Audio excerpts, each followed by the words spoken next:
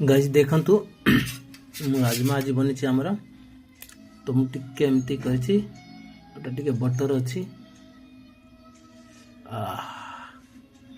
केते सुंदर देखा पूरा गरम गरम। तो बर्तमान मु खाई कहूँ आपन को केमिति बनी।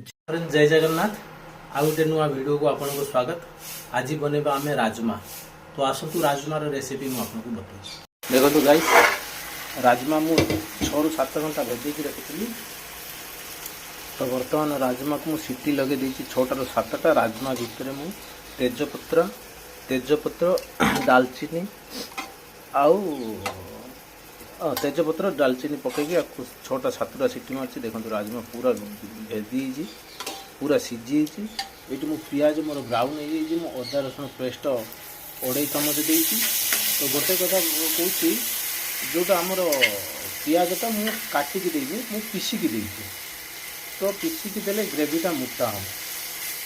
अदरक लसन मु 2.5 चामच देती।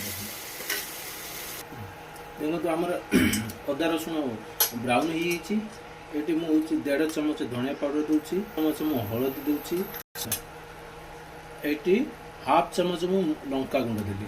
देखो तो ये जो गुंड मसला देती सब ब्राउन हो ये मु टमाटो भी ग्राइंडिंग करके देती। मसला आमर सब मसला पूरा ब्राउन हो मु राजमा डालू। देखो गाइस आम राजमा बिल्कुल रेडी या पत्र खाली धनिया पत्र पकेबी। एटा एमती गाढ़ा रखिए रुटी रे पराठा भात भी खाई पारे गाइस। तो मु कहबी आपन को केमिति बनेला। तब तक के लिए बाय। मु खाउची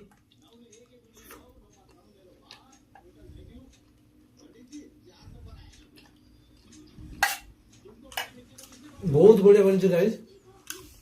पूरा राजमा पूरा सीझी पाटे मिल जाऊँगी।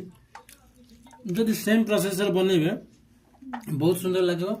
रुटी खाई पारे पराठा भी खाई पारे चावल भात भी खाई पारे पिला मानक टिफिन भी दे पारे। बहुत सुंदर बनची। खातु सेम प्रोसेस बनई और एंजॉय करंतु। धन्यवाद।